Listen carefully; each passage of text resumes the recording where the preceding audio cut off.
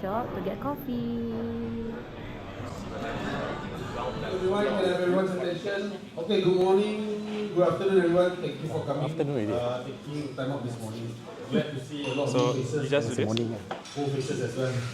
Dia dah. Okay, so quick backstory about how And then you press we came up with this red je lah. borders.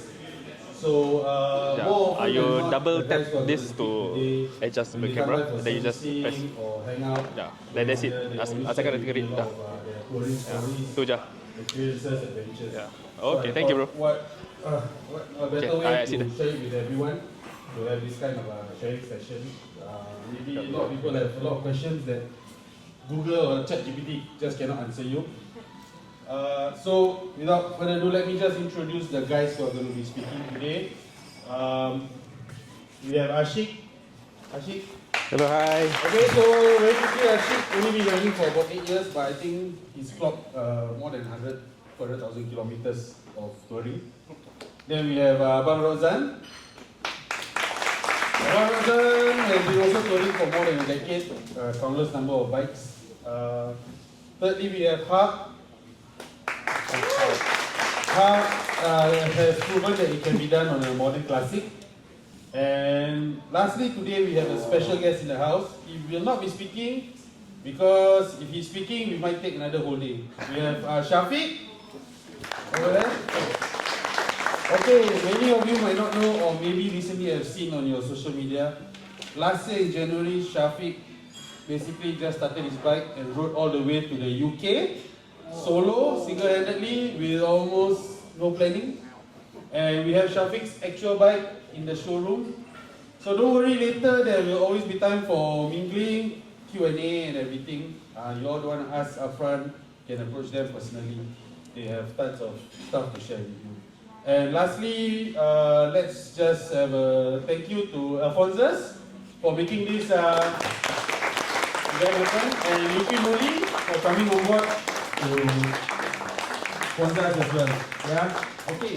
So without further ado, let's have the first speaker, which have Ashik.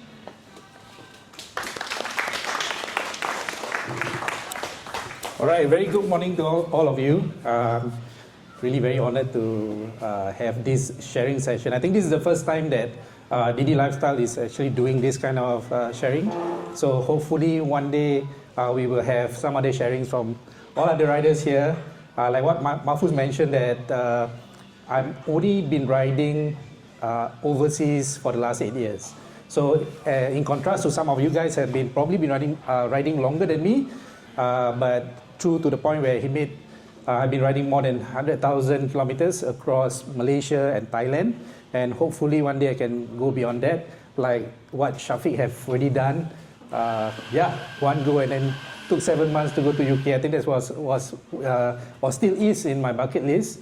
And yeah, I will share a bit more in terms of, I know some of you guys have already been to Malaysia, but I believe that some of the audience here or riders here who have not been there, so I will share some of the tips about how is it like traveling to Malaysia, what does it take, and then there's 2 challenges that I've done, which is the One Malaya ride and the Iron Butt challenge that I did within Malaysia.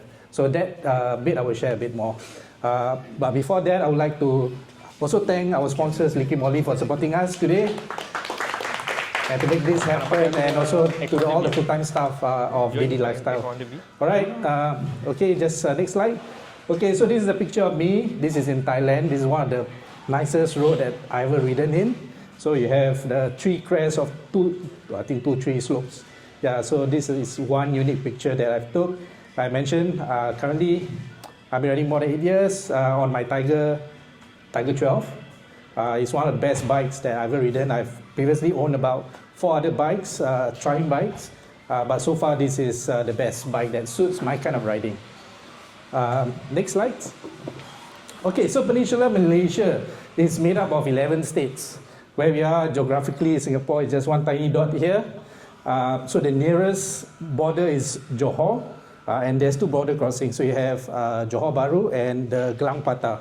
So later I will touch a bit more on the border crossing, but other than that, the capital, next slide, is in Kuala Lumpur, right in the middle. Distance from Singapore to Kuala Lumpur is about 340. So next. Okay, so common questions when I write to Malaysia and when I share my experience, and these are the common questions that I get. Are Malaysian road safe for bikers? So the answer is yes, it is safe. If we follow the traffic rules and we also understand the local culture of riding in Malaysia. So what is the difference in terms of riding etiquette? It's, like I say, it's very similar. There's the concept of right of way. So you follow, you give way to others, you follow the traffic lights, the traffic signs. It's quite similar, but the moment you go across to Thailand is a bit different. Thailand, the right of way concept doesn't really apply. Their concept is more you give way to others. So it works both ways. So in example, you are on a big group and then you want to make a right turn or you make a U-turn, don't be surprised, lorry on the opposite direction will stop for you. And likewise, people also expect you to give way. So if you have the mindset where you have the right of way, then you'll be in trouble because people expect you to give way. So Singapore and Malaysia, quite similar. Okay, what kind of common hazard to watch out for? Mainly, if you're on the highway, the roads are quite well paved. Just need to watch out for debris on the highway, like tire debris, broken tires from trucks. You just need to avoid that, especially if you ride on the road shoulders. If you're on the B roads in Malaysia are the non-highways. Watch out for potholes. So there's a lot of it. So these are the kind of things that you want to take note of. And if you are riding at night, there's hardly any street lights, especially when you venture outside the villages and the main towns. So it's going to be totally dark. So is it safe in Malaysia to ride at night? Yes, it's still relatively safe, but you need to regulate your speed in accordance to the visibility of that particular area. Weather like in Malaysia, similar to Singapore. The only difference is if you are riding in the highlands, like you intend to go to Genting Highlands or Cameron Highlands, especially at night, or if it rains, the temperature will drop quite significantly. From 30 degrees, it can easily drop to 20 degrees. And I've experienced going up to Cameron and it went down to about 16 degrees. So if you're not ready for that, then you will struggle a bit. Next slide. Okay, in terms of documentation, what do you need? For Singaporeans, if you are Singaporeans or residents, if you are riding your own bike, automatically is legally you need to have your road tax and your insurance. What you need to do, or what do you need when you cross the border is just your passport. It's very simple. But in the event, if you are being stopped by the traffic police or the JPJ is like LTA in Malaysia, so sometimes they do ask for a copy of your insurance, a copy of your road tax. So have it ready in soft copy in your phone or in your laptop if you bring with you, on top of the IC and your driving license. So these two IC, driving license, are the very common ones that when you get stopped, they will ask. And what they will, if they look at Singapore bikes, what they will look out for is whether do you have any illegal, for example, illegal pipes, your, what do you call that, vehicle registration plate are not according to the Singapore standard, then you get fined. So fine will be about, depending, it can be 300 ringgit, 500 ringgit. And sometimes they do want you to settle on the spot. You know what I mean by that? So, all right, so for a Singaporean bike, you don't need to buy additional Malaysian insurance. So our Singapore insurance covers both borders, Singapore and Malaysia. And to a certain extent, some will cover, I think, up to 50 kilometers or 80 kilometers within Thailand. But don't take the risk. If you're going Thailand, later Ruzan and Haq will be sharing a bit more on that. You need separate insurance for Thailand. Okay, for Singaporean passport, if you go to Malaysia, you can actually stay for 1 month. So I think that one most of us know, but I'm quite surprised that some didn't know that you actually can stay for 1 month in Malaysia if you cross the land border. Okay, next. Okay, these are the things that I think basically if you are planning to go overseas, you need to bring at least minimally some tools like tire repair kit, or spare tubes with you. Especially those modern classic, you don't have, is non-tubeless, so you need to bring spare tubes because sometimes you can make it to the bike shop, but they don't have the tube size that you need. Yeah, especially the wider tires, you need to bring, it's not expensive to buy in Singapore. It may be expensive, more expensive to buy in Malaysia. So yeah, bring your own spare tools and those bike that require special nuts, like my bike, I need a special nut to basically take out the rear wheel because most shop will not have that. So these are the kind of tools that if you need to bring, you bring. Because sometimes you can go to the workshop and they say, oh, I don't have the nut, the tools to open your rear wheel, for example. So yeah, just take note. Just now I already mentioned about climate. Most of the time, Singapore, Malaysia, the climate are similar. But if you're riding in the highlands, just take note that you need extra windbreaker or something will keep you warm while riding. Okay, so for me personally, when I travel long distance, if I go to Thailand, I made the rookie mistakes before. Means I overpacked. So if I'm going to travel for 2 weeks, I have 2 weeks worth of luggage, of clothing, or whatever to last me 2 weeks. But after a while, then I realized that I don't use everything. End up I only use like 4 days worth. So from now, I normally pack 4 days worth of clothing. Yeah, and then spare tools, and what other kits that you bring, like take my camera, my drone, and that were enough to fill up the 2 panniers. And if I ride alone, normally I don't ride with the top box if I'm riding alone, because it has better stability without the top box. But if I'm riding with my missus, my wife, then I need the top box for additional luggage. Okay, so let's start riding to Malaysia.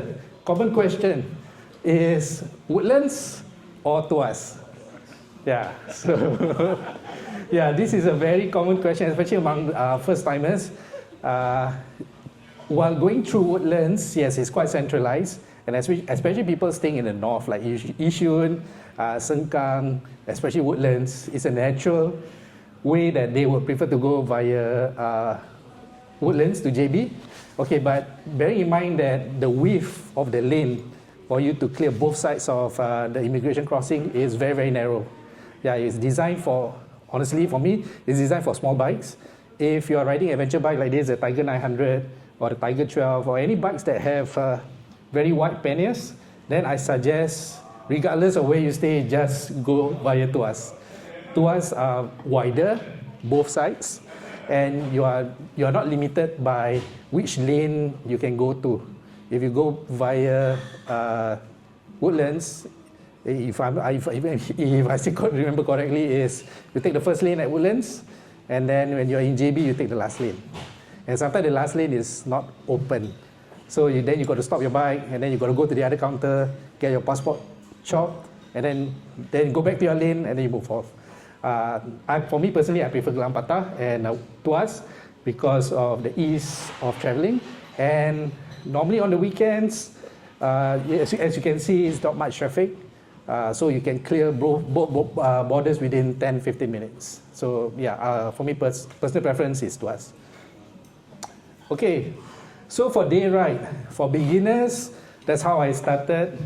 Johor Bahru, Desaru is very common destination for beginners.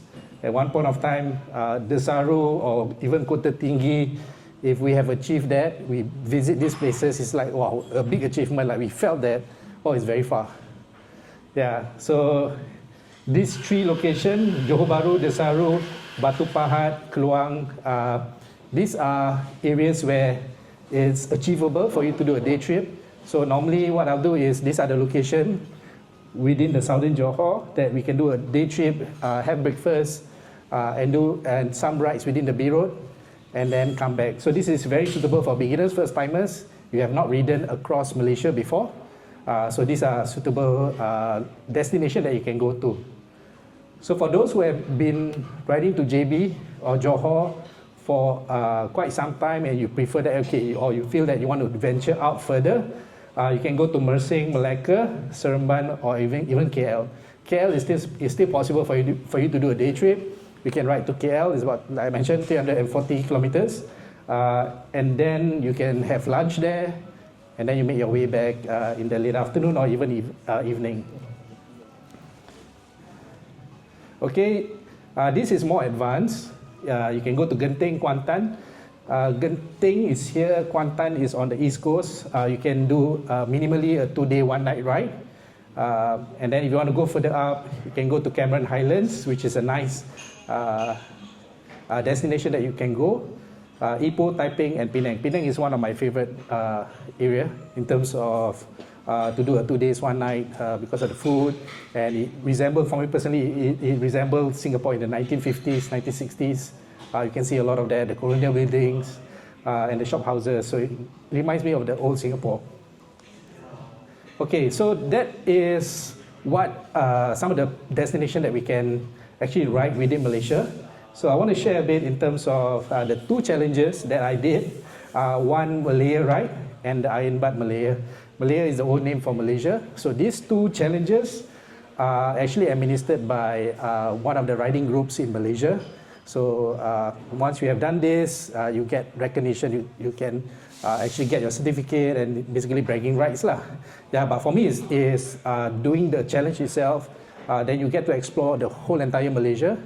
But the challenge is you need to actually complete 14 checkpoints across Peninsular Malaysia.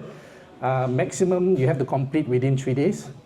And then each day you need to start 7 o'clock or after 7 o'clock. You cannot start before 7 o'clock. So that on itself really poses the first challenge. Okay, so these are the checkpoints. So there's total 14 checkpoints and it covers every state. It covers all the 11 states within Peninsular Malaysia. Okay, then I share with you what I did. In terms of routing, there's no fixed routing. You can actually plan where you want to go first. But this, if we are starting in Singapore, I felt that this is the best routing that we can actually complete within 3 days. So these are the 5 checkpoints for the first day. Tanjung Piai National Park is the southern part or the most southern part of Peninsular Malaysia, which is directly across to us. So that was the first checkpoint. Second checkpoint is at the Desaru Bridge. I think some of you would be quite familiar. When you go to Desaru, you cross this new bridge. And then from that point, we ride all the way straight up to Kuantan 188 Tower. And then from there, going up to Kuala Terengganu, the drawbridge, and then another about 150 kilometers to the Kota Baru Palace. So, Alphonse, sorry, go back again. So started at 7 o'clock at the first checkpoint, and then all the way up is about 850 kilometers. So we actually completed that within 12 hours. Not easy. It may look like a straight road up, but basically we are riding by the B roads. There's no highway on the East Coast, except for a short stretch of highway between Kuantan to Kuala Terengganu. The rest are all B roads. And B roads in Malaysia, you can ride very, very fast. So end up, it took us longer than what we expect.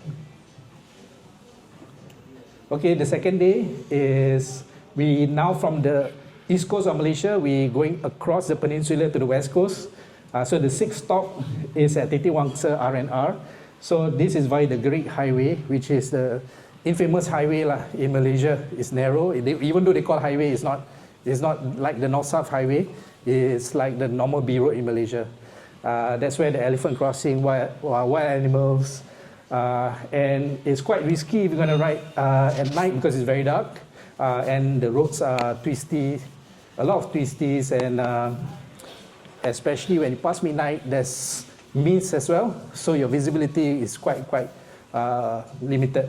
So we did the crossing across Peninsular Malaysia, again 7 o'clock, then we go across to the Baling Mosque, and then to the Wang Kelian viewpoint.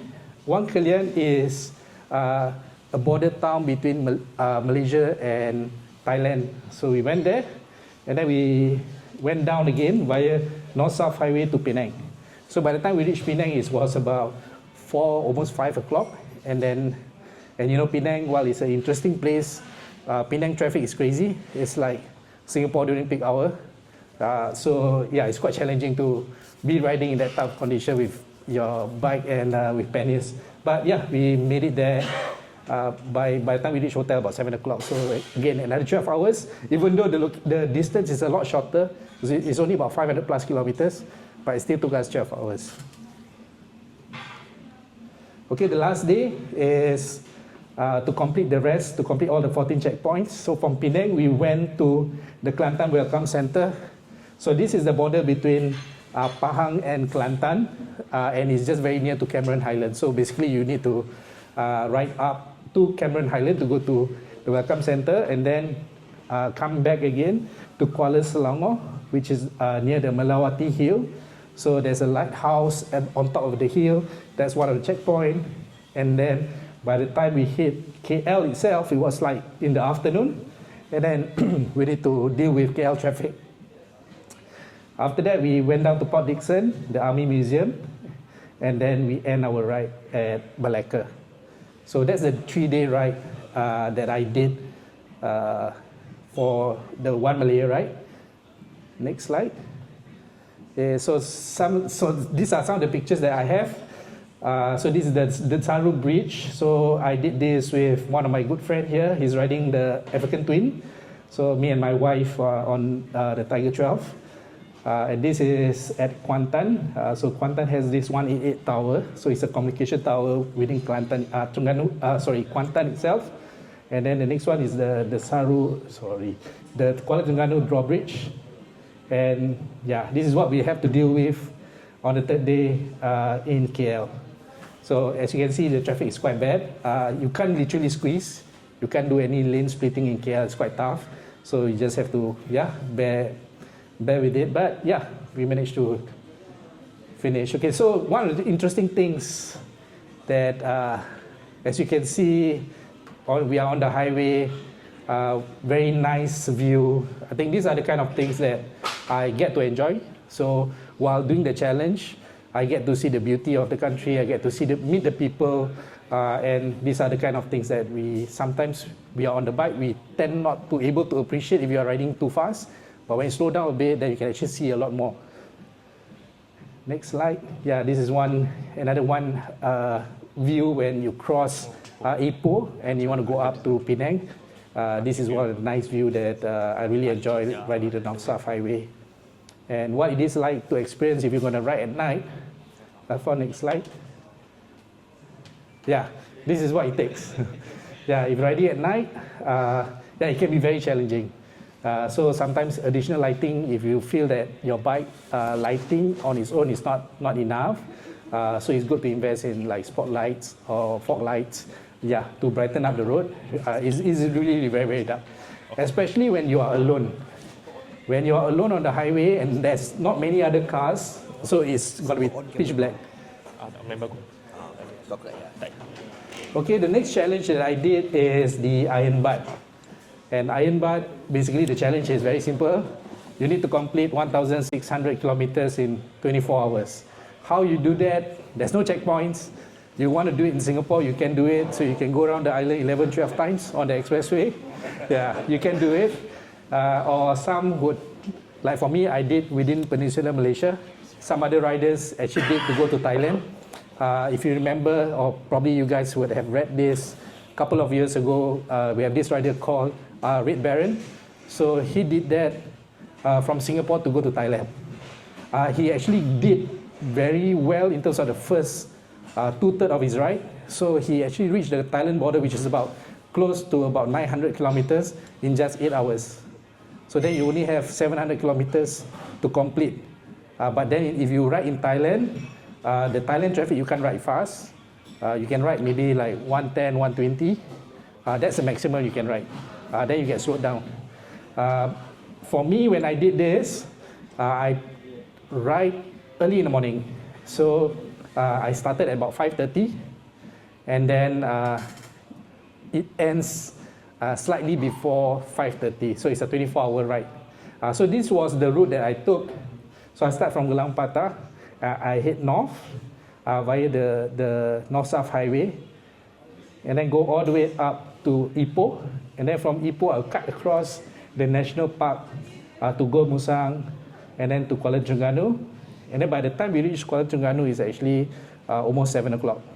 And then we head back down via the East Coast Highway, and then via the Karak Highway, back to KL, and then we rode back to Singapore. So next slide shows, so these are the total number of stops that I did. So for Iron Butt, it's not like our normal riding where you stop at one checkpoint, okay, you have like a 30 minutes break or 1 hour break. If you do that at every checkpoint, trust me, you're not able to complete the Iron Butt within 24 hours. So how we do it is we target to do it within, how we space our stops is either 1.5 hour ride or 2 hour ride. And our stop is not more than 15 minutes each. So enough to go for toilet break, enough to refresh ourselves. And for this 24 hour, we didn't have any full meal. So what we do is, at certain stops, we just buy snacks, like chocolates or a small sandwich, and then we go again. Okay, the reason why we do it is because I think all of us we experience this. Once you have one full meal, after 1 hour break, and then you get on the bike, you feel sleepy. And then you end up need to have another stop, and then you need to have a longer stop.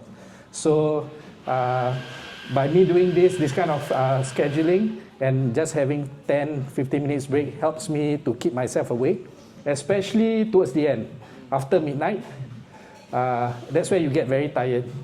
And for me, I feel that once I reach KL, I know I'm close to home. I've done it before. We can finish within like 3 hours. And that's what we did. 12 midnight, we were at Gombak petrol station. And then after that, we ride back. And then we reached Gelang Patah at 3:30. So technically, we completed within 22 hours, not without any challenges. We actually faced a challenge. Later, I'll show you the picture. So this is my scheduling. Some other riders will have their own scheduling. I've seen riders who do Iron Butt. They prefer to start at midnight, 12 midnight, and then they end the following midnight. I don't really like that kind of idea because if you start at midnight means you, put it this way, we all sleep at night, wake up in the morning, and then most of us, we work. Unless somebody who's on permanent night shift, that's the hours where you most of the time feel alive or you're awake, then that's okay. But for majority of us, doing midnight means you will lose one full day of sleep. And then you got to hang on for another 24 hours. And that's where it's going to be very risky for you to do that. I would always recommend have a good night's sleep and then start early in the morning because you are starting fresh rather than starting tired. And then the challenge, I said, the most challenging bit is the last 3 stops once you pass midnight. But it's doable, Okay, so this is what happened when we were doing Iron Butt. So my friend here, he's on a ST 765, and he had a flat tire. So we were in the middle of the Karak Highway on the way back to KL. So we are in the highlands, very dark, not many cars, and then we have to deal and try to find where the leak is or where the hole is. The puncture at night, very hard. We spent about half an hour trying to locate, and then finally we found it. We patched it, and then we managed to go again. At this point, I was prepared to say, okay, that's it. That's the end of our Iron Butt challenge. But we managed to resolve it, and then I think about 1 hour later, we are on the road again. So we could actually finish earlier, but I mean, God knows, certain things like this happen for a blessing. We never know. So we just take it and then just go again. And the next slide, okay, you see, so this is me. We were in a very soft sand, and then I dropped the bike. Dropping bikes, I just want to share, dropping bike is common. So don't feel like when you drop the bike, it's like the end of the world. No, we are all riders. It's part and parcel of riding. We are on 2 wheels. So me and my friends here, normally what we do is we normalize dropping bikes. So we don't want to feel like, oh, that's the end of your trip. I'm not happy. My bike, there's scratches, there's dent. I take it as this is part and parcel of doing adventure riding. There will be scratches on your bike. There will be dents, but it is a story to tell. You can see Shafiq's bike. There's a dent on his engine guard. Yeah, he leave it there, but there's a story to tell. Yeah, so for me, I'm the kind of person, I'm not so obsessed about the aesthetic of the bike because I leave it whatever, then I just leave it as it is. It's the signature of the bike. And there's a story to tell. And yeah, so that was the thing that we celebrate, and then we just take picture, be happy about it, and then my friends just, lift up the bike for me. All right, so that's the end of my slides, my sharing today. Happy to take any question if you have. Or later, if I'll be hanging around, so if you want to ask me anything, you can ask me. But thank you so much for hearing me. Looking forward to see you guys. Thank you.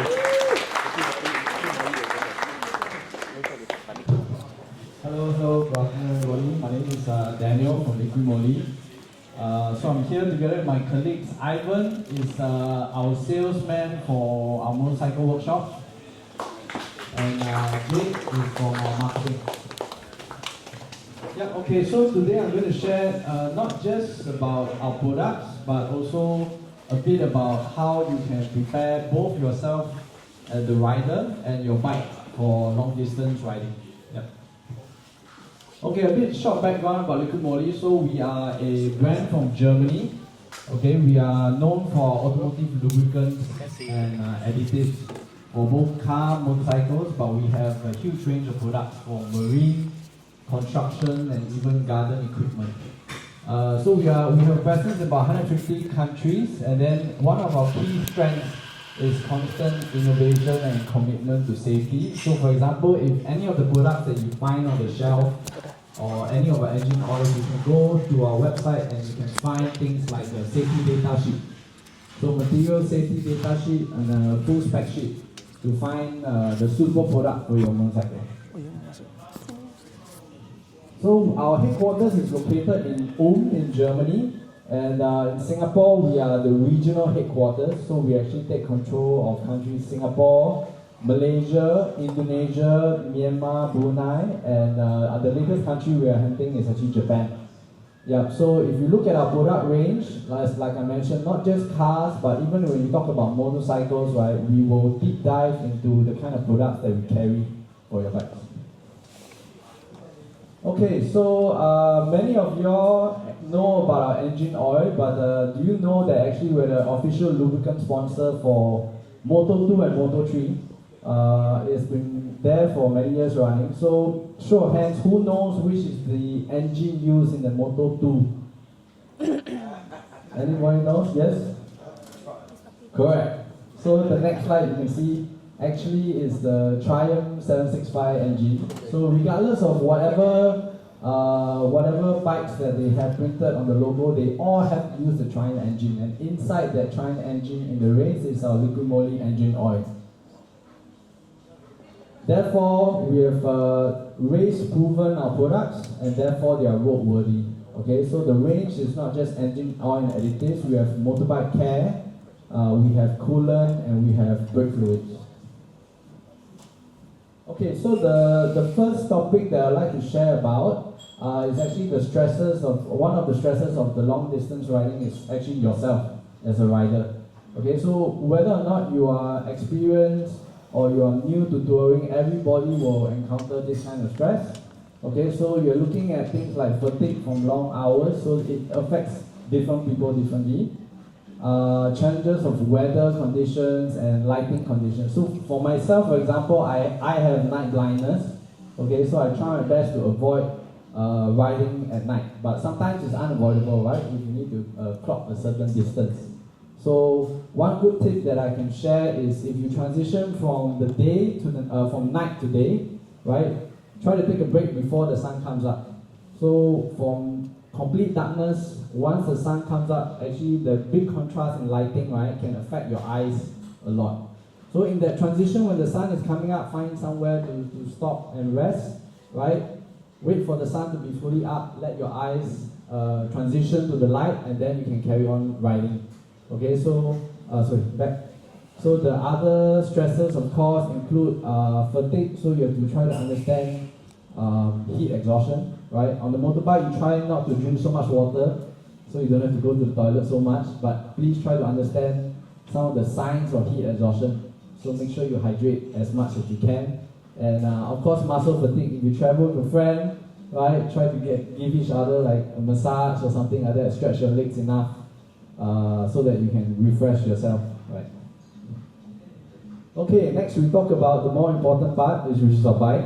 Okay, so key things to look out for when you are riding long distance. Okay, of course, engine overheating and how we can prevent that. So this is more prevalent in places with this kind of traffic, right? So whether you are traveling out of the highway onto B roads and you run into traffic, this kind of traffic is more prone for your motorcycle to experience overheating. So one of the things you can do is always make sure that your coolant, right, is in proper working order, or try to do a coolant flush. Okay, if you are traveling in roads like Genting Highland, for example, a lot of slopes. Okay, the big stress is on your bike will be the brake system. So especially when you go down slope, okay, in addition to engine braking, if your engine braking is not enough, you might need to use your brakes, your front brakes or your rear brakes. So this constant braking, right, can actually cause a lot of wear and tear on your pads. And then if it comes to overheating, if your brake fluid gets too hot, for example, then you might experience things called like brake fading. Okay, so chain and suspension wear will be things like pothole, or if you ride on terrain that is the tarmac is not ideal, then you have to look out for that. Yeah, so engine overheating, for example, so yeah, even if you encounter peak periods, everybody loves to go by Tuas, but sometimes unavoidable school holidays, or if you travel, for example, Hari Raya, right, there'll be certain stretch where it's all cars, and then you have to stick to the road shoulder all the way, for example. So these are situations also where the engine can cause overheating. So again, like this kind of roads, so please make sure before, if you know you're going to be going for a trip that has very steep slopes, right, it might be good to check your brake system, check the entire brake system if there's any wear and tear that needs to be replaced before you conquer this kind of terrain. So yeah, okay, next. So okay, this is a chart here to actually help you examine the wear on your chain. Okay, so I took this from RK Chain website. So basically, we should be looking at a brand new chain. Okay, this is normal dirt and debris, right? But the minute you start to see a link like this, okay, this is probably when you should replace the chain already, right? Don't wait for upwards of here. Okay. Yeah, so this is how, for example, over here, yeah, you can see if you have your motorcycle has a main stand, right? Once you start to identify this kind of a link like this, it's time to replace the chain already. No amount of cleaner or lubrication will help the chain already. Yeah. Okay, so this is probably the most neglected part of touring, right? People look after themselves, go for massage once you reach your destination. You might go for a bike wash, but your gear, right? How many of you all reach there? Sweaty helmet, sweaty boots, right? Just leave outside the hotel to air dry, to sun dry, right? Yeah, so for example, helmet, okay, your gloves and your boots. So of course, helmet is a hygiene issue, but you know that actually your boots and gloves, right? If you maintain it properly, it increases the longevity and the lifespan. Okay, so I'll introduce some products later that can actually help with this. Okay, so pre-ride checks. So if you're deciding your destination, you've prepared yourself mentally, your motorcycle, right? Things to do for your pre-ride checks. Of course, using the right type of engine oil. Just a very quick one through. So for engine oils, you're looking at API certification. What is the right engine oil to use for your bike? For liquid moly, we have an oil guide which you can find online. They can recommend the suitable motorcycle oil for your engine. Then things like coolant. Okay, coolant, make sure you do a coolant flush if needed. There is a shelf life to when you can use your coolant for. So for brake fluid, okay, many people use DOT4. Okay, the latest standard in brake fluid is actually the DOT4 SL6. So this is a relatively new product in the market. So what SL6 means is that it's more responsive than regular DOT4 brake fluid. So it's made for the modern motorcycles with traction control, all the electronics that kick in. So it's a lot more responsive than regular dog floor. So chain, of course, make sure, in addition to your normal cleaning and lubrication, right, check for the wear as the chart just now. So make sure you don't have any links that might indicate you need to replace the whole chain. So yeah, Gesso and API, these are just different standards that's used. So one is from Japan. Gesso is the Japanese Automotive Standards Organization, and API is the one that is from America. So right now it's actually API SP is the latest standard for engine oil, but it's soon going to be replaced by SQ. So next slide. Yeah. So now it's currently SP. Okay, we are moving and transitioning towards SQ. So the important thing to note, regardless of whatever oil brand you use, is that it's backwards compatible. Okay. So that means if your motorcycle manual says that you need to use the SN, right? It's backward compatible, but it's not forward compatible. Okay, this one is a very useful tool if you encounter some breakdowns or anything goes wrong with your bike. You need to get it checked overseas. So in Singapore, I'm sure you all will come back here if you need to. But what happens when you're in Malaysia? Or maybe even further up, okay? So the thing is, we have this workshop locator. The website is called lmsvp.com, okay? So basically, it is a directory of all our liquid moly service partners upwards of Singapore. So if you are traveling across the border, it's very useful to have, so at least you can find, based on your location, for example, you can see here KL, right? You can actually click onto the individual listing. Right, there's contact details there for you to contact them, and also what are the products that they carry. Yeah, so instead of maybe if you do not want to use Google Maps, you can use this, and you can actually plan. For example, if you're doing a long ride and you need to service your engine oil, this is a very good option for you to find an authorized service partner for liquid moly. Okay, so the first two products we'll talk about are our chain and additives. So for chain, we have 4 different kinds of chain loops. So for long distance riding, the one that we recommend is called the chain spray white. So we have some samples over there. After this, if you all want, these are for you to go and try. So if you want to use some on your bike, you can go ahead. So chain spray white, the key difference between our regular chain spray is the ceramic.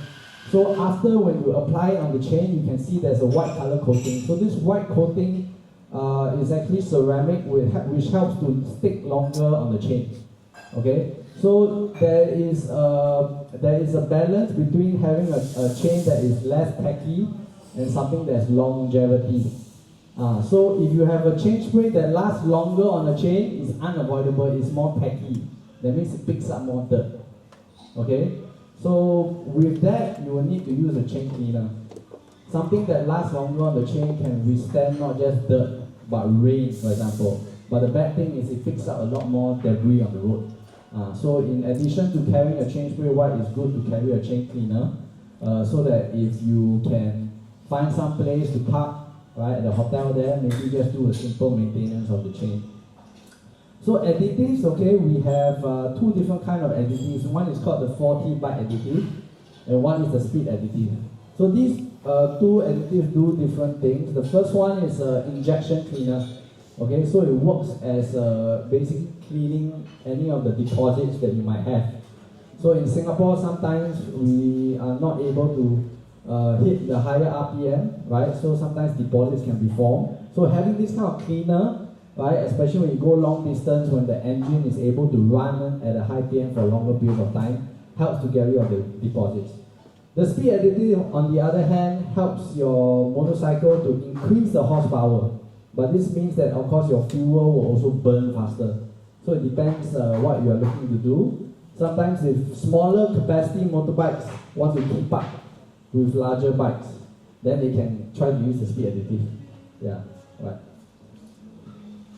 So, okay, very simple for our chain cleaner. It's an alcohol-based degreaser. So put your motorcycle on the main stand, or if not, you can backpedal the bike.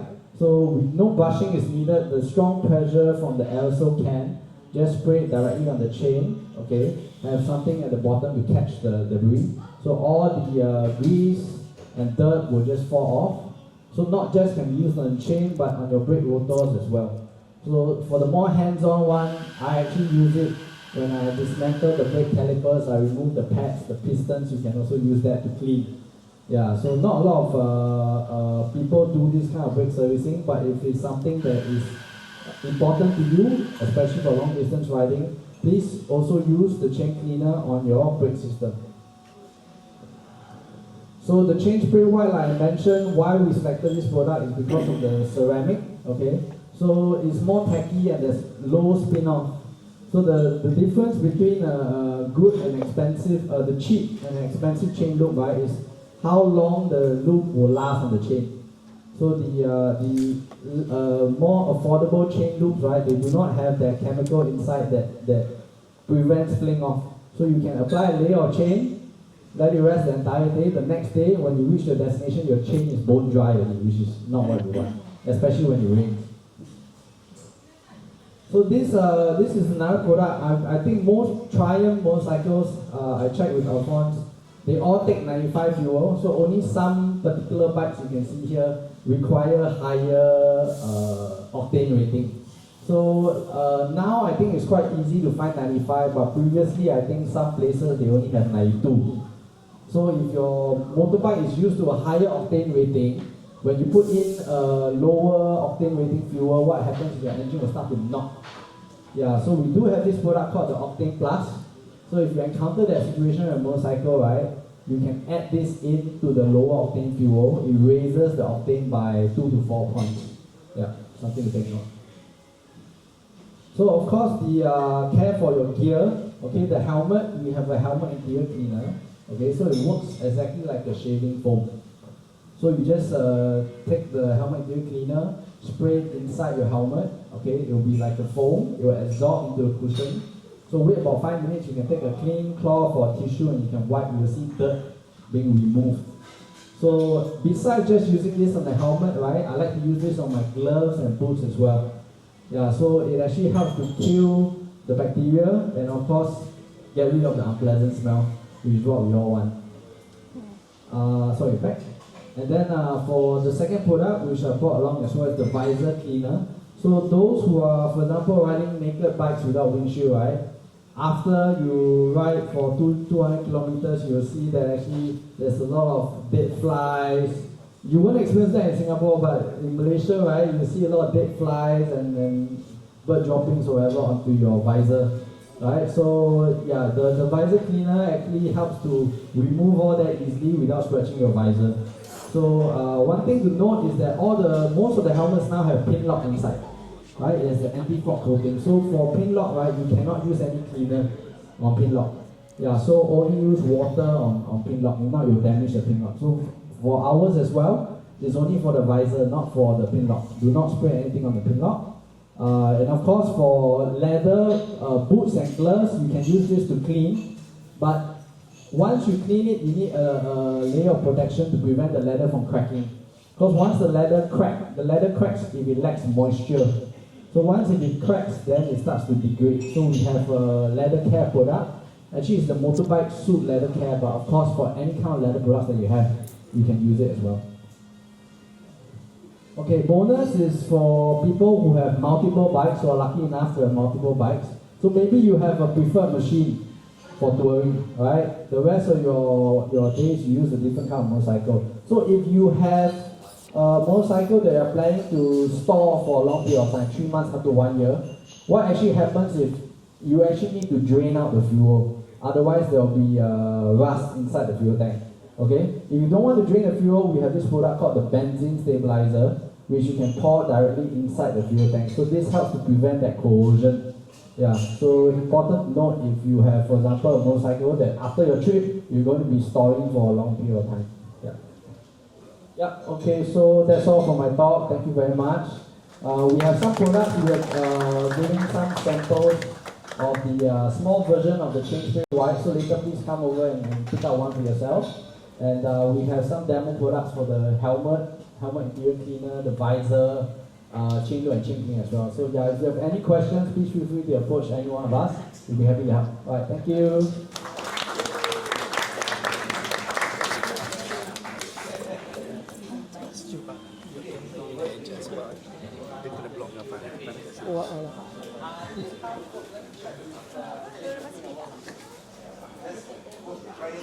Jangan block. Thank you so much for your attentiveness. Okey lah, boleh lah. Okay, start right now. You guys actually have 5 minutes break before we move on to the next segment. So the next segment we're going to move Okay, on test. is Thailand and Laos. And some of you guys know us Okey lah, boleh lah.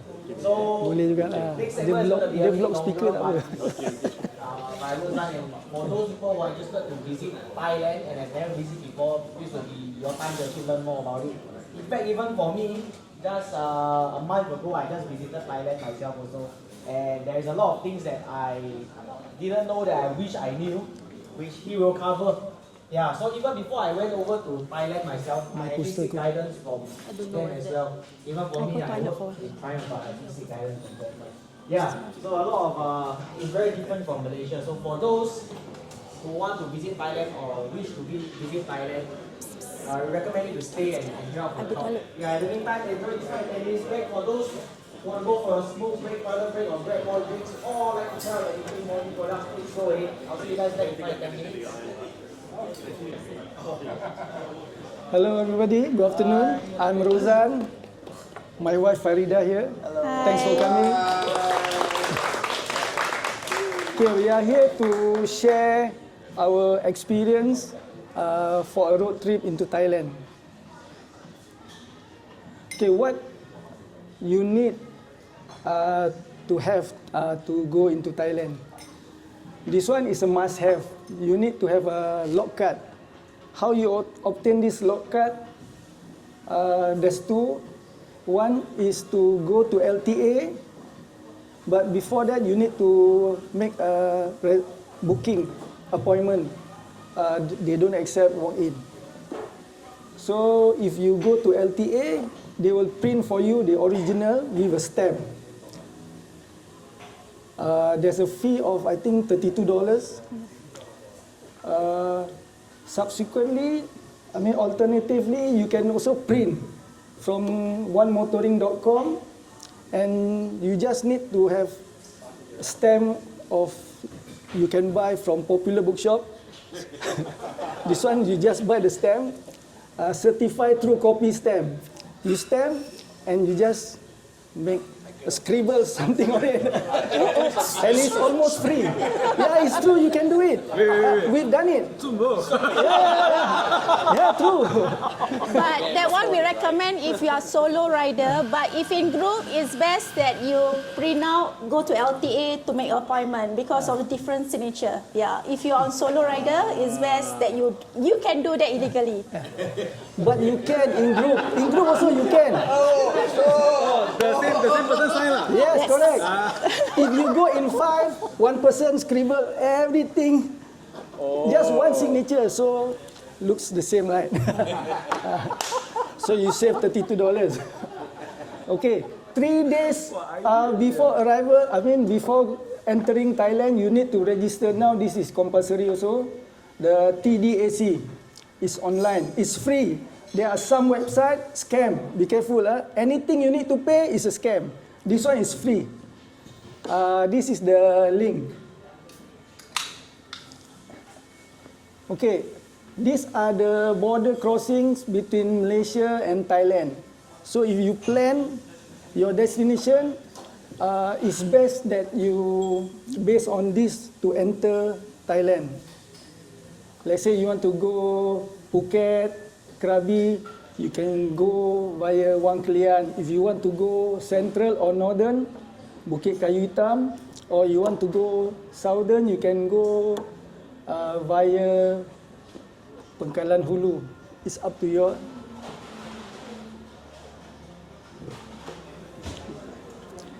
Okay, these are the insurance which compulsory and advisable to have.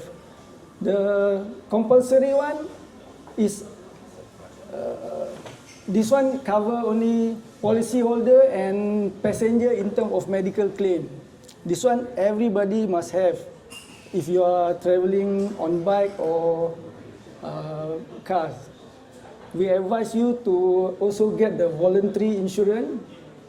This one covers third-party claim for properties, medical or fatality of Thai citizens.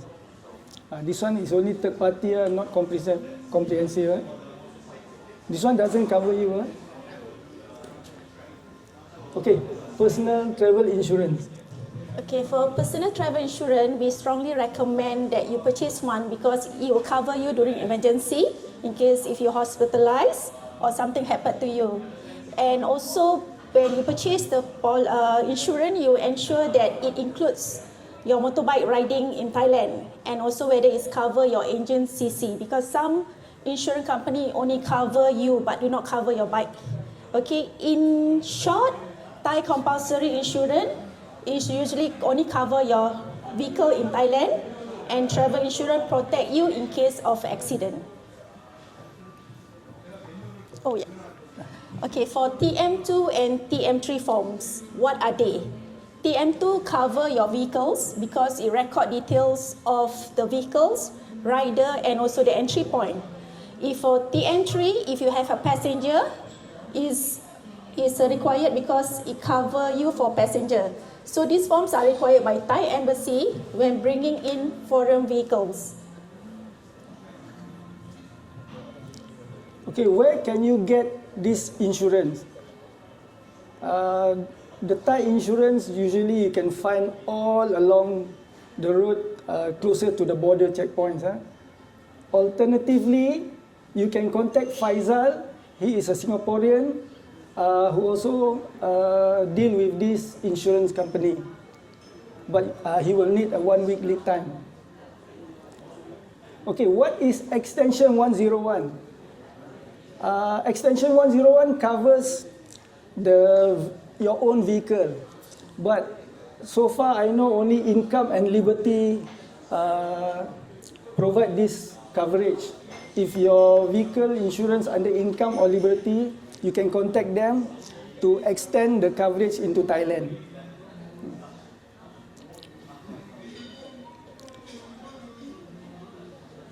Okay, there are some hazards or hazards along the Thai roads, especially now. I noticed lately there are a lot of this kind of road surfaces like scratches and rough surfaces, especially around corners, uphill, downhill. This can be very dangerous for motorcycle, but they are good for heavy vehicles because more traction, more grip for their vehicle. Next slide, I think there's a picture there. You can see this. Yeah, this one very dangerous for motorcycle because your tire will follow this line when you're cornering, so it makes you a bit difficult to handle, especially in rain. Yeah. So you must be careful of that. Okay, common road condition in Thailand. Usually Thailand, the road surface is more slippery than Singapore and Malaysia road.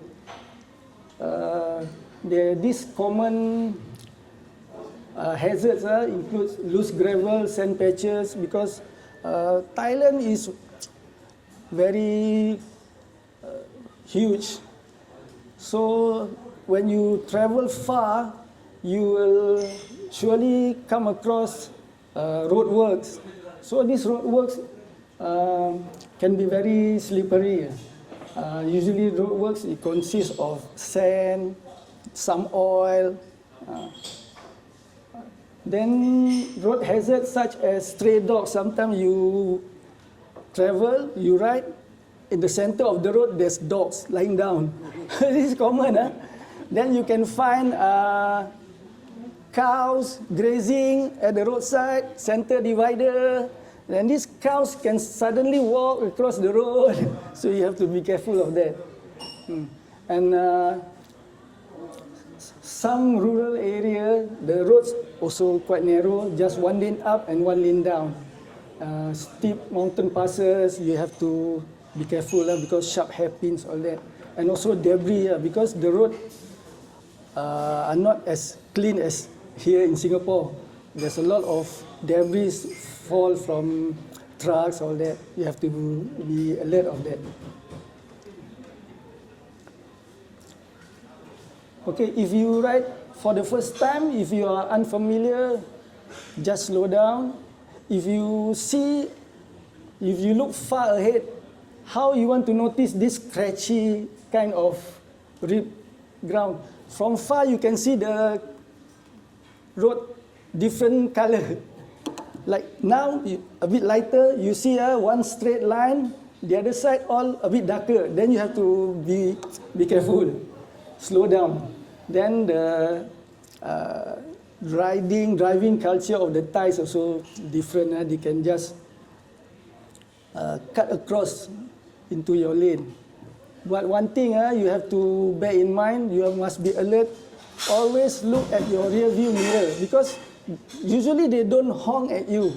They will just tell you right behind you.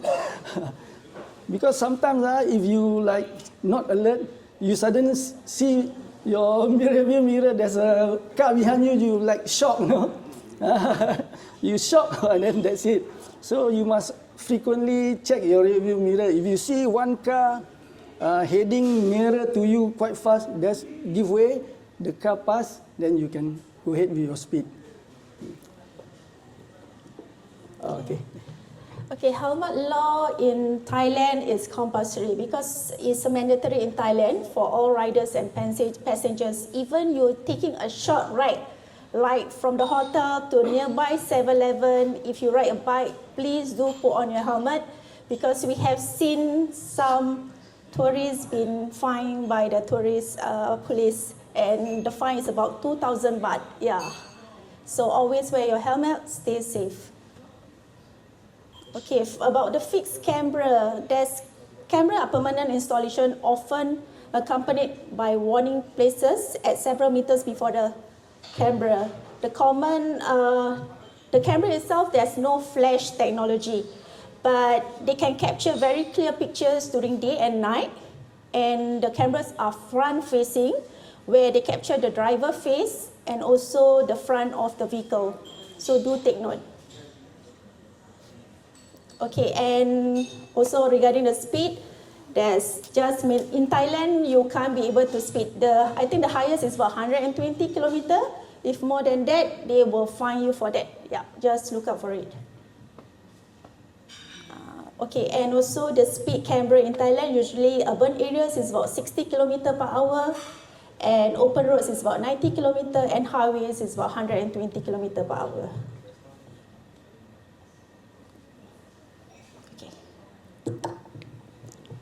Okay, if you travel further up, you will notice that the highways are divided into speed, the lanes. Usually the leftmost lanes, about 80 km per hour. The center, if there's 4 lanes, usually left lane 80 km per hour, center 2 lanes 100 km per hour, and the rightmost lanes 120 km per hour. The next slide will show you the picture. You can see that. So if your cruising speed is 100 km per hour, then you stick to the center 2 lanes. If you think you want to speed up, then you take the rightmost lane and you can ride. Yeah. Okay, packing. Okay, smart packing is not a job about fitting everything in your pannier. So when we do the packing, usually we use compression bag, where we pack our clothes into a small quantity, so when we check in, we do not need to bring the whole pannier up to the hotel. So what we did is we just put everything in the compression bag. And the clothes that we choose is usually the quick dry fabrics, where it's perfect for the tropical weather, especially in Thailand, it's hot, and it's also easy to rinse in the hotel and ready to wear the next morning. So for us, we have the throw away strategy, where we wear and we dispose it away. We recycle. We don't carry back with us in Singapore. So when we travel to Thailand, we see something like nice jersey, we purchase and we use it. So it's helped to save us space, so we don't need to pack heavy. Yeah. So usually when we organize our bag, like our crash bar bag, usually we put our toolbar kit, like our tire repair kit, the spray chain, we put it in this crash bar bag, and all our electronic items we put in a pouch, so at least we can identify it when we carry up to our room. And like we purchase our toiletries as and when we stop at 7-Eleven. Yeah. So what we keep important items in a tank bag, like passport and insurance, we keep in a ziplock. So in case if a wet weather, your passport will not get damaged. And we keep basic medication like sometimes Panadol, diarrhea pill in our bag, and also power bank in our tank bag, and also cash. Yeah.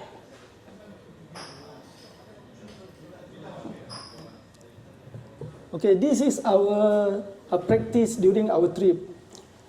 Before checking in daily, we will top up our bike, top up the petrol, so that the next day you start with full tanks. How? If about 10 or 20 kilometers before we reach our final destination, when we reach a petrol station, we just pump full. The next day, we have a full tank to go. Then tire pressure, we will check the next day together with the oil levels, all that. These are all the normal practice.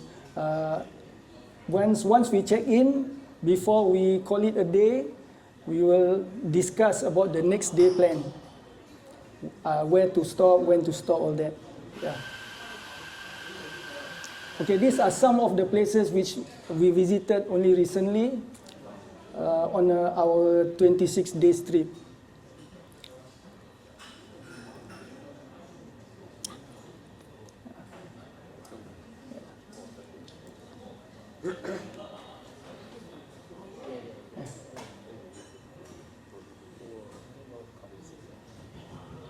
This one is the nearest.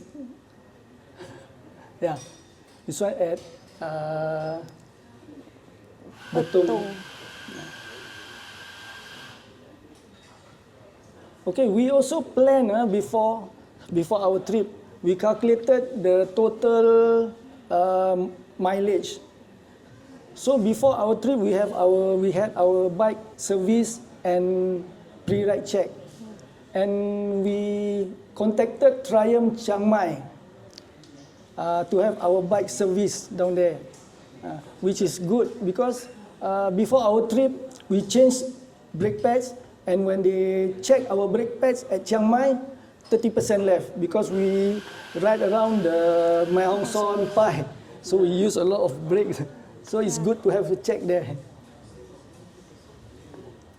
Okay, if you have more time, you want to visit Laos, these are 4 common border crossings. These are all the Friendship Bridge. There are 4 of them, the Friendship Bridge. Personally, I've been to number 1 and 4.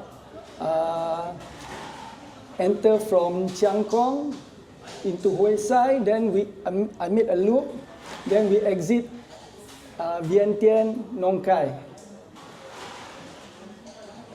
Okay, what you need to enter Laos?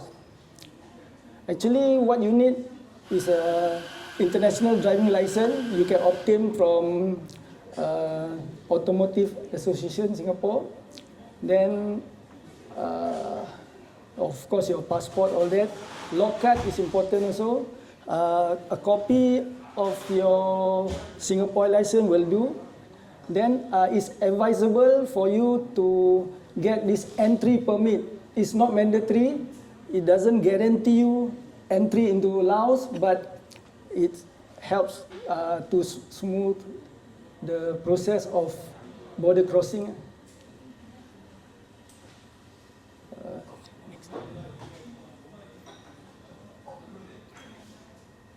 Okay, this is the address of the Laos Embassy in Singapore.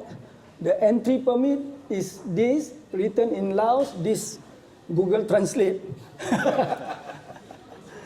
Okay, the Google Translate states that the name, passport number, your IDP, your bike chassis and engine number, and your bike registration and color. Yeah, that's why. Back. Back again.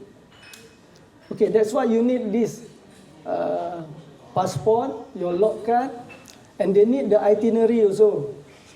They need the how many days you'll be in Laos, and what do you call it, your entry and your exit point, and of course your IDP. Okay, the road condition in Laos is even worse than in Thailand. The road can be very uneven. In the middle of the road, you can see humps. When you negotiate a corner, so you have to be careful the hump. If you go over the hump, you can maybe fall down. There are a lot of potholes, dusty roads. The roads are not well maintained at all, and I don't recommend riding at night. Definitely no. Okay, exiting Laos and re-enter Thailand is just the same. Same as when you are in Malaysia, you want to enter Thailand. All the same thing you repeat. Okay, that's all for this piece. Thank you. Okay, one more thing. If you have space in your panniers or box, I advise you to bring fabrics. Yeah, this is important. Fabrics must bring, because your jacket you don't wash, your pants you don't wash. So you just take a fabrics and just spray on your jacket and your pants. That will do. That's all. Thank you.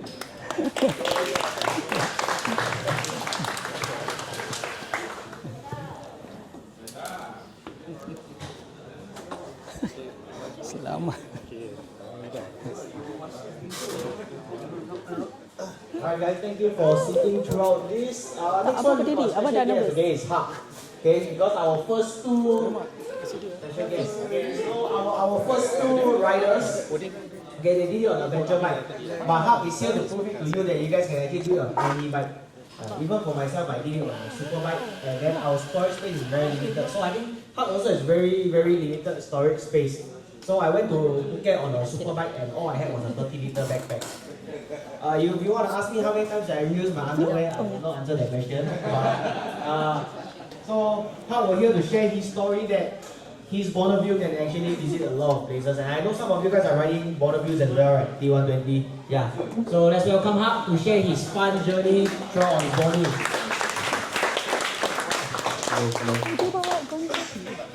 Okay. Hi, how's everyone feeling? Sorry, I'm a bit nervous now. So. Yeah, okay, hi. My name is Hak. Just a quick check. Anyone who's riding modern classics? Who among you guys are riding modern classics? Okay, not too many, right? Okay. So yeah, I'm just going to talk a bit more about myself, my bike, and some of the trips that have shaped me into the rider that I am now.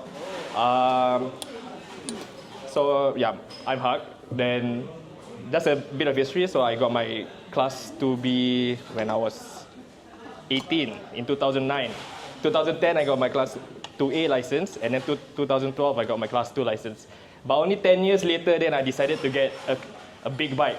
So you might be wondering, like, why did I take that long to actually get a Class 2 bike, right? So, and in the past decade, I decided, I just wanted to use my bike as a mode of transportation. So I didn't really feel the need to actually ride out of Singapore, And I've always been attracted to the classic silhouettes of classic bikes. I wasn't really into like sports bikes, naked bikes, tourers, sport tourers. So my previous bike before my Bonneville was actually the Kawasaki W175. So that's it's a toy bike compared to the Bonneville. So after like 5 years of riding it, then I thought, okay, I got big boy money right now. So then I decided to look around, and then I had a few alternatives: the Truxton, the Kawasaki W800 before I decided, okay, maybe this T120 is something that suits the way I live. So yeah, so this is my bike when I first got it in 2022. Almost fully stock actually, just some what do you call it, aesthetic parts that were changed from the previous owner. And I was fortunate enough because he actually added me to two WhatsApp groups. One is the main Triumph group chat, because since I never bought it from here, and then one smaller group of which a few people are here are part of as well, and people who have way more experience riding than I did at the time. So next, so this is how my bike looks like 3 years later. A few significant upgrades. I upgraded my front and rear suspensions to Oleans. A few like protective parts as well, because I knew I was going to ride longer and longer, over the next few years. Then of course I sprayed my bike orange as well. And next. So when I first got it, it was about 30,000 kilometers mileage. More than 3 years later, I'm almost reaching 110,000 kilometers and counting. So about 80,000 in the past 3 years lah. Next. Okay, so I'm going to cover 4 trips that I took with this bike. Starting with the first one, the first solo trip to Malaysia with Bonnie. I think I got my bike in May. 1 week later, I immediately decided, okay, let's just try to test the limits of myself and the bike as well.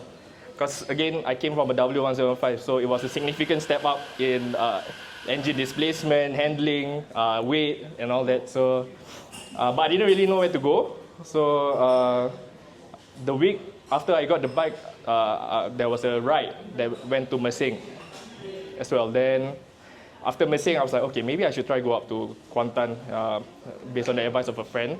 And then also Andrew here, right at the back, he also suggested going to Gua Musang.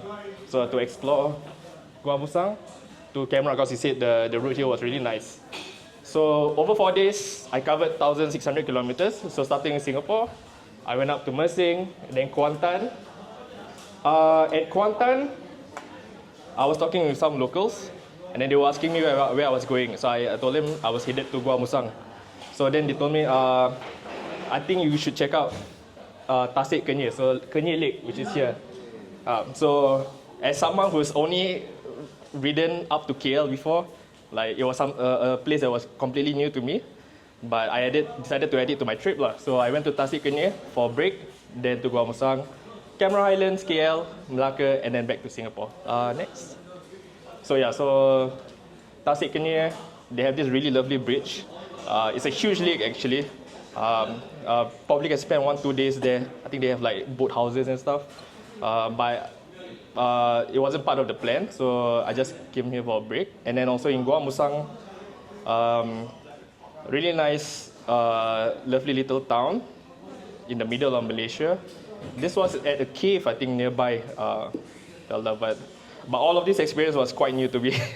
So I think on the way to Tasik Kenyir, as Ashik mentioned, from Kuantan to Terengganu, there's this small highway. There was one point where the skies from clear to like it became completely dark, and then it started raining heavily for half an hour. Then I was like riding alone, so like it was actually quite a scary experience because it was in the middle of 2 valleys. So you got the heavy rain, the visibility was 2 meters. It was like the wind was really, really strong. Then I'm like, shit, what the fuck am I doing here? Yeah, I only got this bike for a week. So, but that was a really transformative experience, I would say.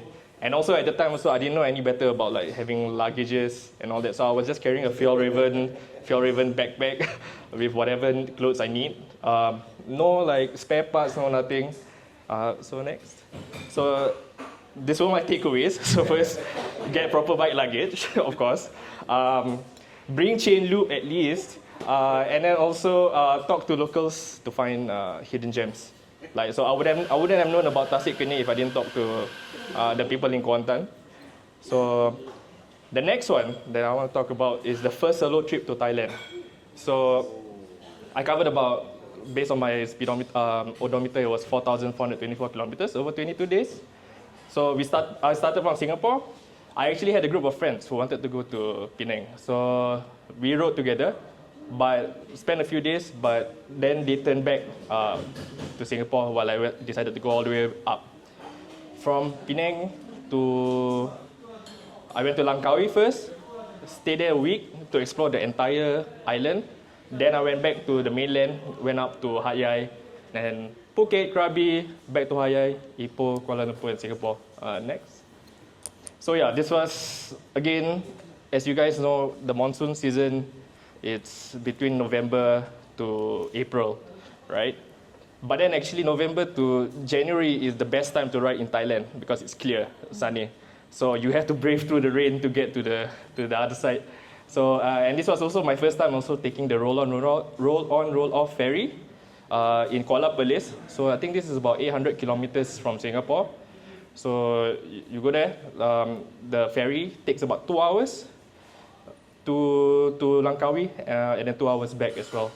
So yeah, next. In Langkawi itself, there's 2 mountains. So one is Gunung Mat Chinchang, if I remember correctly. So that's where the cable car is. But there was actually another mountain called Gunung Raya, and you can ride it all the way up to the summit. So it takes about 20 plus minutes or so. So this was actually my first taste of like twisties up the mountain.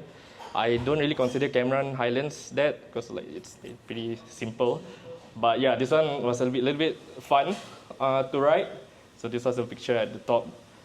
Next. And yeah, so I think at this point, at the end of 2022, less than a year of riding the bike, I finally managed to go to Phuket. So yeah, I mean like, it's quite an accomplishment because I'm not actually riding a sports tour adventure bike, anything of that sort. I'm just riding this, not a lot of tech. The only tech that it had was heated grips, which is actually quite useful, but yeah, so then I got side bags, proper side bags. I mounted another backpack as well. Next. And again, I was talking to some locals. This was a hidden gem that I found as well. So usually in Phuket, there is a day trip to this place called Summit Nang She. So I don't know if you've been there. So when you go there, then you'll have to take a bus all the way up to this like platform where you can see the limestone caves. But you can't bring your bike up. So nearby, there's this, about 10 minutes away, there's this place called Autoli Viewpoint. So turns out you can actually ride your bike all the way up. So that's where I got this really, really nice shots. One of the nicest shots among the trips that I've done so far. Yeah, so from Singapore to Singapore to Phuket is about 1,400 kilometers. To Krabi is 1,100 kilometers. Autoli was in between. So yeah, so the takeaways that I did get from this trip was to confirm critical parts of the journey before you go, particularly the ferry trip from Kuala Perlis Jetty to Langkawi. That one you have to book in advance. So I did a bit of research, found out, there's I think 2 ferry operators there, and then a lot of WhatsApp back and forth before I secured it, because if I didn't get it, then I wouldn't be able to go there lah. Especially since it was peak holiday season. And then secondly, it was to anticipate for emergencies. So I got the side bags for this trip, but the side bags were from AliExpress. So the D rings that they had, right, started to give way when I was in Langkawi. So I'm like, oh shit, what do I do? So like, I managed thankfully to get some straps from a hardware store. And then for the rest of the trip, it was literally just hanging on for dear life, when I went to Krabi, Phuket, all those things. And then as Roseanne has shared, you got to be extra cautious on Thai roads, particularly at night. It's a different animal from riding in Singapore and Malaysia. So like, you'll face streets that have no working lampposts. You have people coming out from the side roads, riding in the opposite direction from you at night, no lights. You have people jaywalking, no lights as well. You have the lorries that do sudden U-turns at the highway. So yeah, like be really cautious if you were ever to ride on Thai roads as well. So okay, next one. The third trip that and this is the longest or the furthest trip that I've done so far.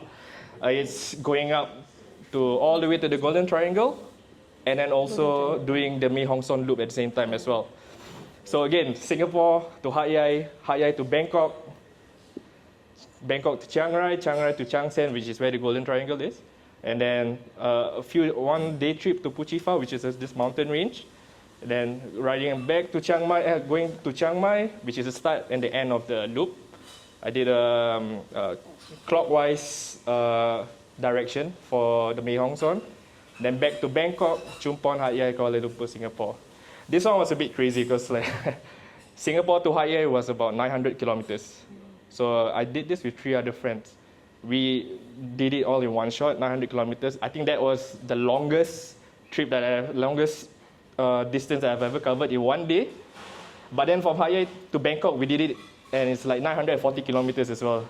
So, so like imagine like consecutive days of long distance traveling. So we rested at Bangkok for one day to do massages and all that stuff. And then yeah, Bangkok to Chiang Rai, I believe it was about 800 kilometers. So that was the 4th day. Then we reached Chiang Saen. Next, the video. This one is just to share with you. Yeah. I just wanted to show you the Mae Hong Son loop from my perspective.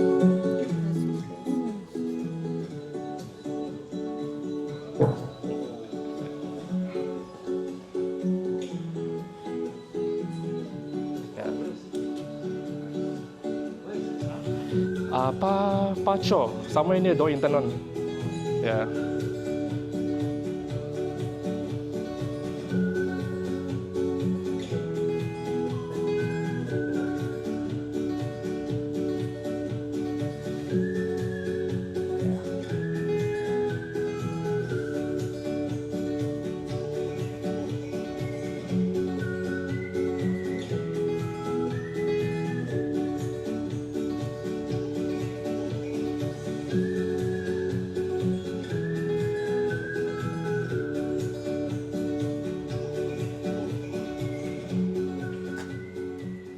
So yeah, so that was just a summary, a summary video of my ride around Mae Hong Son. Go back to the slide. The next one, let's see.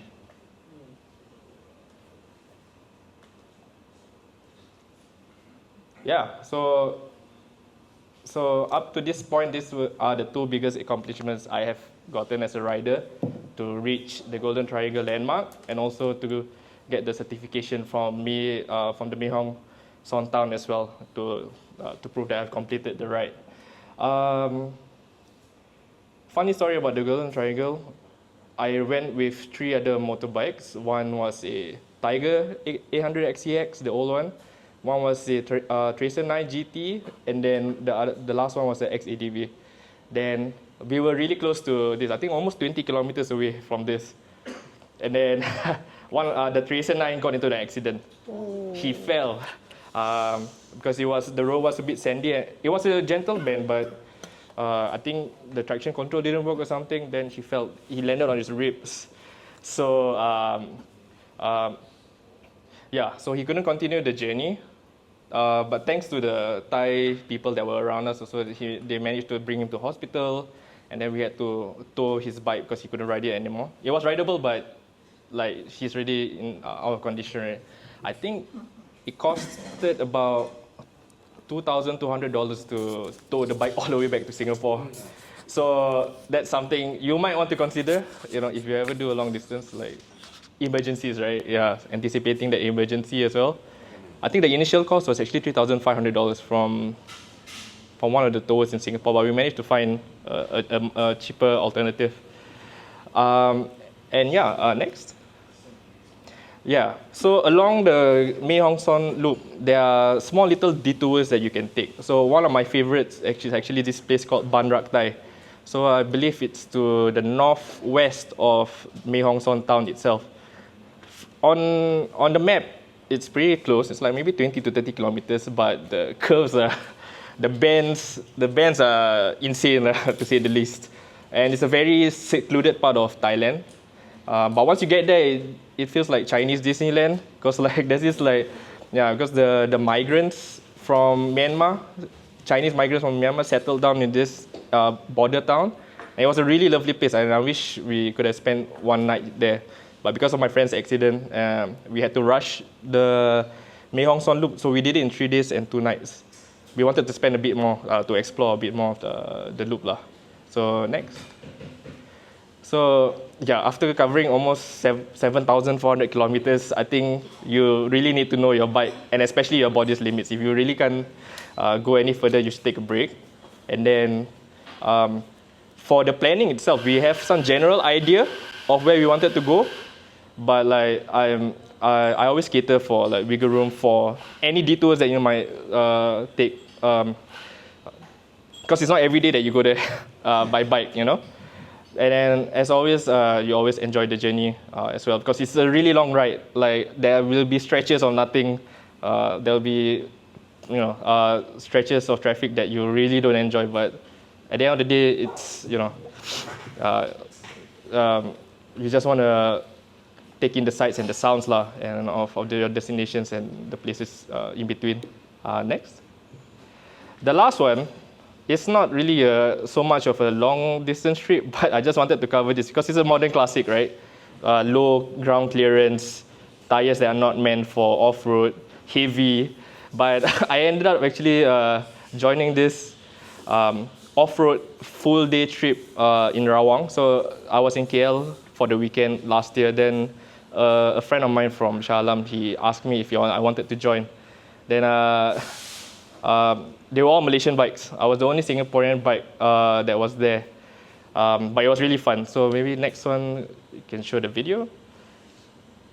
Yeah.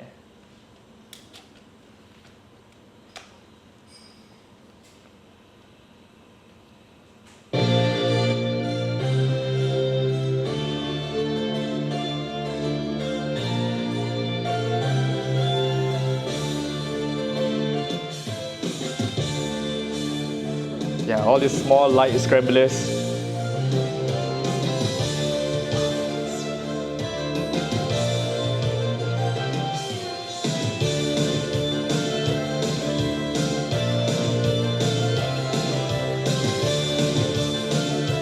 Yeah, then you were riding alongside like fucking buffaloes and shit. Yeah.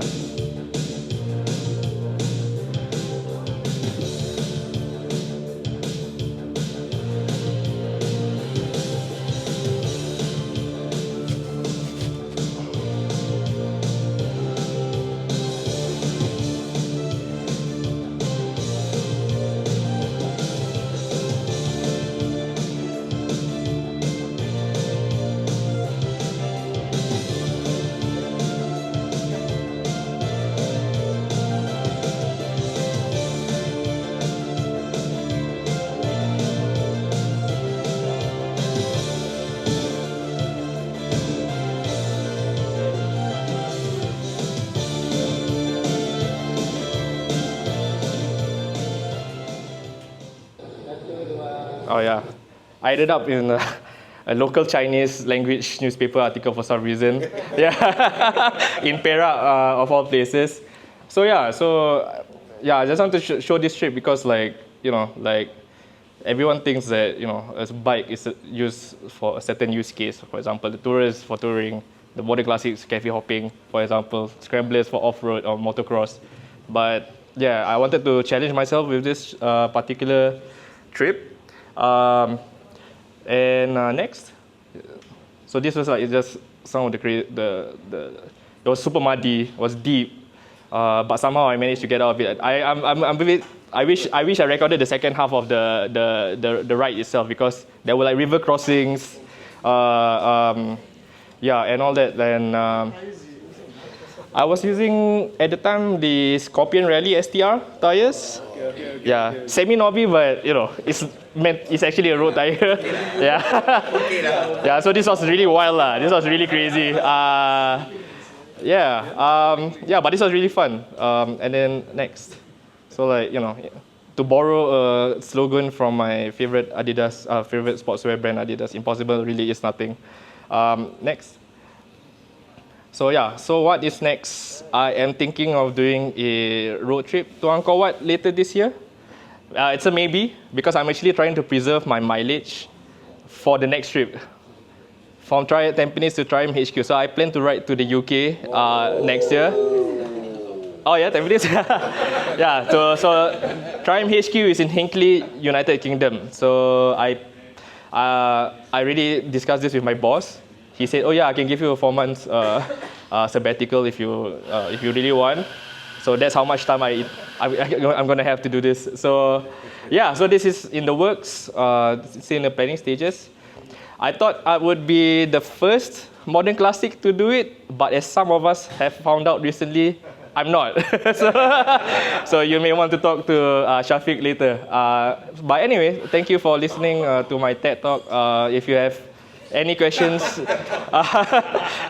please feel free to ask us, me, Ashik, and Rozan as well. Thank you, guys.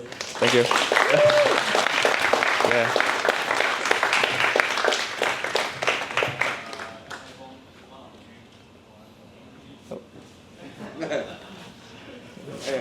Hey, no. Yeah? Thank you for that. Well, I do have a question, right? Yes. For all the 3 speakers here, right? Okay, how do you get permission from your wife? I don't have a wife yet. How do you get your wife to join you for this adventure? I have this particular challenge. First thing, we enjoy Thai food. So we plan to have Thai food on most of the trips. Most destination Thai food. And if you all haven't tried yet, oxtail soup or mutton soup, beef soup or whatever, Thailand tastes better than Singapore. Confirm. So that is one good reason, right? Yeah, if your wife loves food, eating. Right? Okay. Yeah, got chance. Ashik, how do you get your wife to give you approval? Okay, I think my wife is quite similar to other girlfriends or other wives who don't like motorcycles. I think what you can do if you have your wife or your partner is like that, you start with smaller trips first. Don't, the first time you say that, okay, I want to go KL, I want to go Malacca. That will be the last ever ride that you're going to go with her. Okay, so start small distance. Like if you live in Singapore, if you live in the west, you get her to ride to the east and then back. You're easily going to clock about 70, 80 kilometers. And then get her or them to condition themselves to the weather, to the sitting posture, how comfortable they are. Most important thing is get feedback from them. And also manage expectation. Especially, like, let's say example, you want to go places, interesting places like, okay, example KL. Singaporeans, KL means I want to shop, I want to eat, I want to enjoy. But riding there is not about enjoying. It may be enjoyable for us, but it's another totally separate experience for the pillion. So you got to manage expectations, you got to tell them that, look, it's going to be hot, it's going to be wet, it rains, whatever makeup you're going to use is not going to be helpful. So all that, you got to precondition, prepare them mentally to the point when they start enjoying what you enjoy, and get to experience what you experience, and that's where you get the buy-in. And then you can then start pushing further. Okay, after you do KL, okay, can we try Ipoh? Can we try Penang? And once you reach Penang, it's just 1.5 hour way to Thailand. And trust me, once they cross Thailand, it'll be a yes. They confirm they will go with you. Yeah. So yeah, that's to answer your question. That's my answer to it. How do you go ride alone without your wife? Okay. Okay, to ride alone. Okay. I think each one of us we have our own answers. For me, is the trust, especially guys going to Thailand. Once your partner trusts you, you behave yourself, yeah, and come back in one piece, and you still dedicated to her, and she's hers. I mean, you are hers. I think it's all good. So yeah, the important thing is trust. Yeah, that's my answer. Any questions? Oh yeah. Yeah, thank you. Okay, just now somebody was asking for discount code. So everybody say thank you, Farhan. Thank you, Pak. Thank you, Pak. So for those who don't know, actually, Farhan is our one of our ambassador for the Kimoli.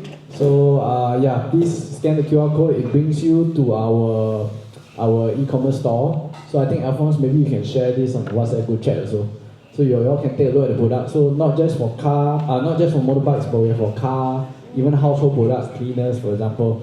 So just use this promo code. We have bundles also, so it's stackable. Yeah, so for example, degreaser, we have a bundle for it. You can add on additional 10% off also lah. So yeah, just take a look. Thank you. So I think there's no expiry date for the promo code. Yeah, so you can keep this promo code, share with your friends or whoever. Also feel free to share this with your friends. Then we have we ship for shipping is above $55. If not, you can self-collect at our office. It's at Tai Seng, Kim Chuan Lane. Yeah. Thank you.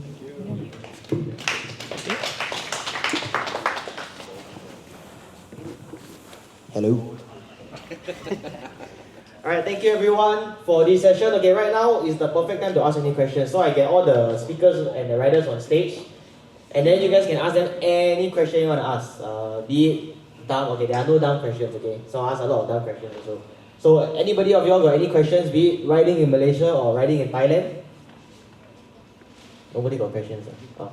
Yes, sir. Any issues with fuel quality, particularly Thailand? Fuel quality, Malaysia-wise, is quite similar to Singapore, so you got no issue. In Thailand, the fuel compound is a bit different. They use gasohol, meaning to say that 95% is fuel, 5% alcohol. But for our bikes, most of the trying bikes, no issue to take the 95 gasohol. So, but for the sports tourers, adventure bikes, and I think the speed triple, the startup may be a bit slow. If you're on gasohol, you take one or maybe two, 3 times of crank, and then the engine will fire up. But yeah, it doesn't affect performance-wise.